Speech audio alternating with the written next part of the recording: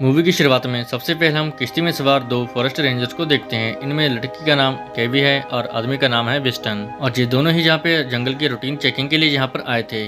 जंगल का सन्नाटा कुछ और ही बयान कर रहा था जो इन दोनों के समझ के परे था। केवी उस समय अपने ड्रोन से जंगल के आसपास का माहौल देख रही थी। जंगल में कोई था जो इस ड्रोन को देख लेता है और केवी भी इस ड्रोन के जरिए उस आदमी को देख लेती है। फिर वो ड्रोन के जरिए काफी देर तक उस आदमी को खोजती रहती है क्योंकि वो जानना चाहती थी आखिर ये इंसान है कौन। तो वो इंसान केवी को मिल जाता है। ड्रोन देख के वो आदमी इस ड्रोन को तोड़ देता है। केवी वेस्टर्न को कहती है वहाँ पर कोई तो है जिसने हमारा ड्रोन तोड़ दिया, वो लगभग 2 किलोमीटर दूर होगा, मैं जाके अपने ड्रोन को ले आती हूँ। तो वेस्टर्न इस बात के लिए केवी को मना करता है। वो कहता है कि इस जंगल में जो भी जाता है आज तक लौट के वापस नहीं आया। विस्टन कहता है कि हमें जंगल में और भी कैमरे चेक करने हैं, पर केवी कहती है कि वो ड्रोन काफी महंगा है और हमारी बहुत सारी फोटो और डाटा उस ड्रोन के अंदर है, इसलिए हम उसे ऐसे तो नहीं छोड़ सकते। तो फिर विस्टन केवी को किनारे पे उतार देता है और फिर कहता है कि हम 1 घंटे बाद यहीं पे वापस मिलेंगे। दरअसल जिस बंदों ने उनका ड्रोन गिराया था वो 2 आदमी थे। वो इनके ड्रोन को साथ में लेके जा रहे थे और इन लोगों ने जंगल में लगे कैमरे के आगे ब्लैक गम जैसा कुछ लगा दिया था ताकि इसके अंदर कुछ भी रिकॉर्ड ना हो।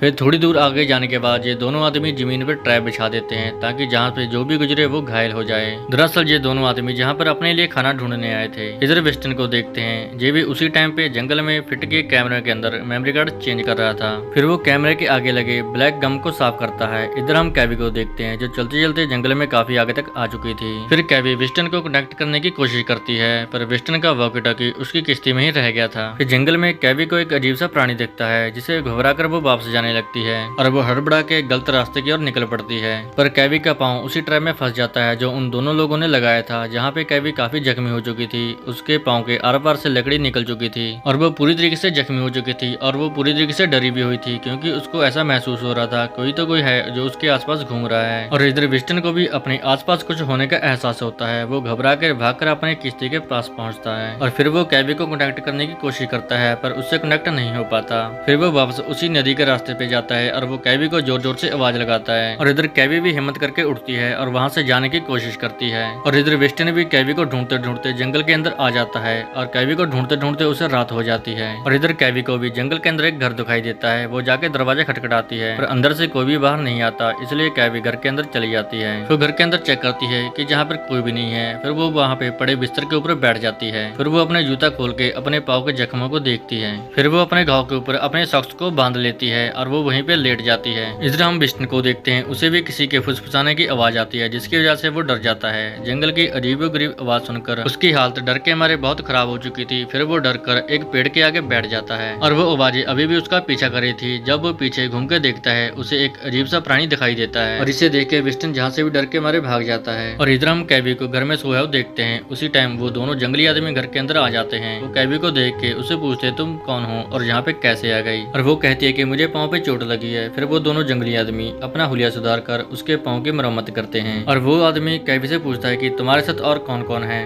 तो केवी डरी होने के मारे कह देती है कि मेरे साथ 2 लोग और हैं। फिर केवी इन दोनों का नाम पूछती है। वो आदमी अपना नाम वेरिएंट और अपने बेटे का नाम स्टीफन बताता है। ये तीनों रात को डिनर करते हैं। केवी वेजिटेरियन थी इसलिए वो इस खाने को नहीं खाती। और इधर हम विस्टन को देखते हैं जो अभी तक जंगल में इधर उधर भाग रहा था और एक अजीब सा प्राणी उसके पीछे लगा हुआ था जिसके मुंह से एक ऐसे बैक्टीरिया निकलते हैं जिसके कारण लोगों को फंगस लग जाती है। इधर केवी उन दोनों को कहती है कि मैंने जंगल में एक अजीब सा प्राणी देखा जिसके सिर के ऊपर पौधे लगे हुए थे, लेकिन कोई भी उसकी बात का जवाब नहीं देता। इधर वेस्टर्न थक हार के एक पेड़ के सहारे बैठ जाता है और जंगल के अजीब से पौधे वेस्टर्न को पकड़ लेते हैं। और अब सुबह हो जाती है। वेरेंट एक जड़ी बूटी तैयार करके केवी के पाँव के ऊपर लगाता है और वो अपने बेटे को उसके ऊपर कपड़ा बांधने के लिए देता है। जब उसका बेटा स्टीफन केवी के पाँव के ऊपर कपड़ा बांध रहा था वो उसकी टांगों को देख के उसके अंदर की ठरक जाग जाती है। और इस समय केवी सोई हुई थी और केवी को देख के इसके मन में गलत विचार आते हैं क्योंकि इसने आज तक पहले कभी किसी लड़की को नहीं देखा था। और इस समय केवी को एक सपना आता है कि उसके शरीर पर फंगस लगने की वजह से छोटे छोटे पौधे उगाए हैं। लेकिन जब केवी की आंख खुलती है तो वो देखती है कि ऐसा कुछ भी नहीं हुआ था। और उस समय ये दोनों बाप बेटा उसके पास नहीं थे और ये दोनों जंगल में शिकार करने के लिए गए हुए थे। और फिर वो अपने वॉकी टॉकी से विस्टन को कॉन्टैक्ट करने की कोशिश करती है लेकिन आगे से कोई भी आवाज नहीं आती। लेकिन थोड़ी देर बाद विस्टन के कुराने की आवाज आती है, लेकिन पाँव में चोट लगने की वजह से वो वो जहाँ से नहीं जा सकती थी।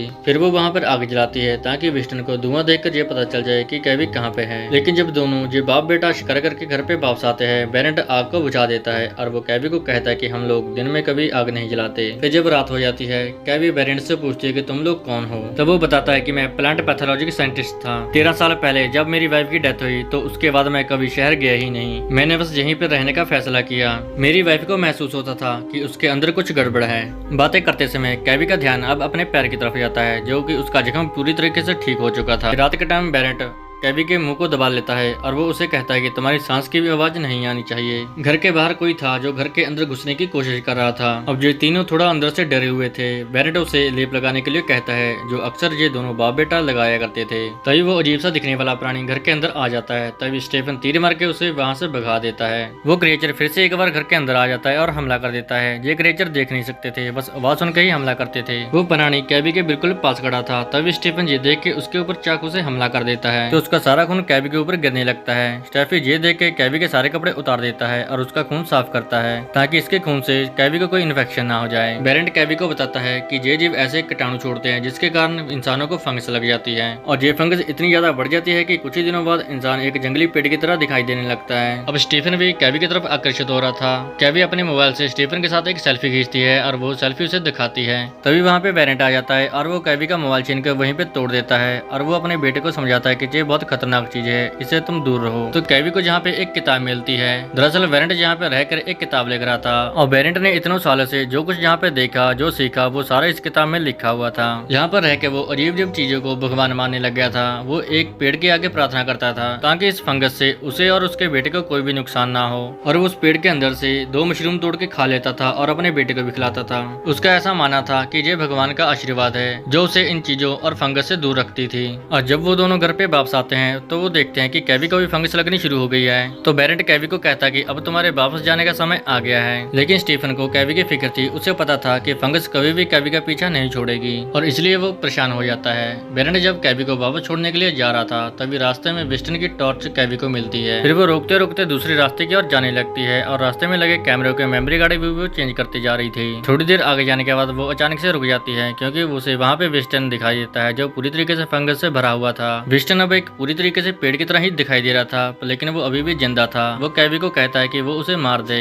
पर केवी उसे कहती है कि नहीं, मैं तुम्हें शहर लेके जाऊंगी और तुम्हारा इलाज कराऊंगी। तो बेरेंट जहाँ पे कहता है कि जे कभी ठीक नहीं हो सकता और जे भी उन अजीब प्राणियों की तरह बन जाएगा। तो बेरेंट एक तीर निकालकर जमीन पे खड़ा करके रखता है और विस्टन उस तीर को अपने गले के अंदर डालकर खुद ही अपनी जान ले लेता है। फिर बेरेंट को जहाँ पे एक क्रिएचर की आवाज आती है। वो केवी को जहाँ से भागने के लिए कहता है। वह वहाँ से भागकर वापस अपने घर पे आ जाते हैं और सब खिड़की दरवाजे बंद कर लेते हैं। फिर रात के समय देखते हैं कि केवी के शरीर से वो छोटे छोटे पौधे निकलने शुरू हो जाते हैं। केवी बेरेंट को कहती है कि मुझे पता है तुम्हारे पास इस चीज की दवा है। फिर बेरेंट अपना काम छोड़कर रात को ही जंगल की ओर निकल जाता है ताकि वो केवी के लिए उस पेड़ से वही दवा मांग सके। लेकिन वहाँ पर क्रिएचर आ जाने की वजह से वो प्रार्थना बीच में छोड़कर वापस घर पहुंच जाता है और अगली सुबह फिर से वो दोनों बाप बेटा उसी वृक्ष के पास जाते हैं और प्रार्थना करने के बाद उन्हें 2 मशरूम मिलते हैं। एक है तो बेरेंट खुद खाता है और दूसरा मशरूम वो अपने बेटे को खिलाता है। लेकिन स्टीफन जहाँ पे उस मशरूम को खाता नहीं बल्कि अपने मुंह में छुपा लेता है और वो घर आके वो केवी को खिला देता है। और बेरेंट ये सब कुछ समझ जाता है इसलिए वो केवी को फिर से जाने के लिए कहता है। लेकिन इस बार केवी वापस जाने से मना कर देती है। अब स्टीफन और केवी की नजदीकियां बढ़ने लगी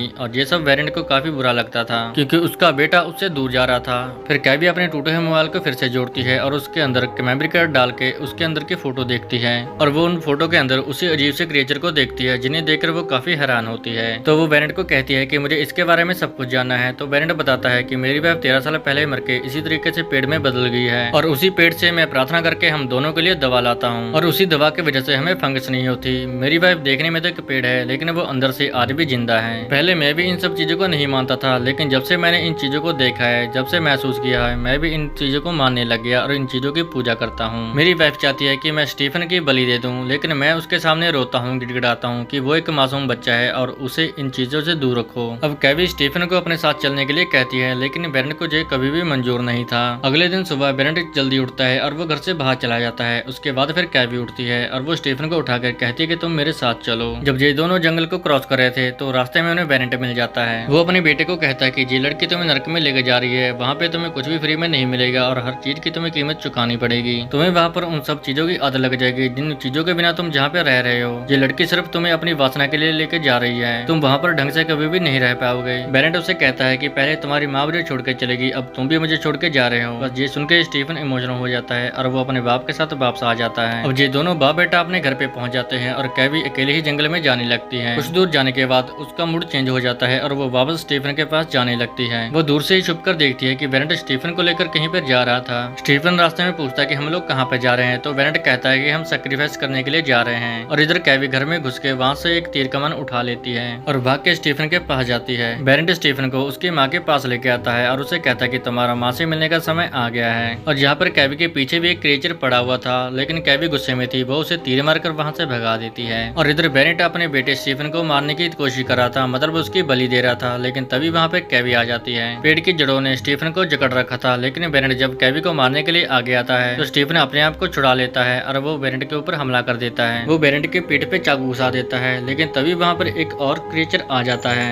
कैवी और स्टीफन जहाँ से भाग जाते हैं और बेनेट को वहीं पे मरने के लिए छोड़ देते हैं और ये दोनों इधर भाग के अपने घर पे जाते हैं और अपनी जान बचा लेते हैं। फिर अगले दिन सुबह बेनेट फिर से उसी पेड़ से प्रार्थना करता है, लेकिन अब उसकी प्रार्थना काम नहीं करती और उसके शरीर पे फंगस लग जाती है। और इधर घर पर कैवी के शरीर पे भी फंगस आ गई थी, जो कुछ ही दिनों में काफी ज्यादा बढ़ जाती है। कैवी स्टीफन को शहर जाने के लिए कहती है, लेकिन वो तो कैवी को छोड़कर जाने के लिए तैयार ही नहीं था। वो जहाँ पर अकेला रह रह के बोर हो गया था और उसके मन में एक नई दुनिया देखने की चाहत पैदा होती है। फिर वो अपनी पिता के द्वारा लिखी हुई किताब अपने घर के बेसमेंट पे रखता है और वो कैवी को हमेशा के लिए अलविदा कहकर जहाँ से चला जाता है। अब स्टीफन शहर में तो आ चुका था और एक अच्छी जिंदगी जी रहा था, लेकिन लगता है कि वो फंगस को भी शहर में ले आया और यहीं पे ये मूवी खत्म हो जाती है। अगर आपको ये मूवी अच्छी लगी तो आप हमें कमेंट करके जरूर बताएं और हमारे चैनल को सब्सक्राइब करना ना भूलें।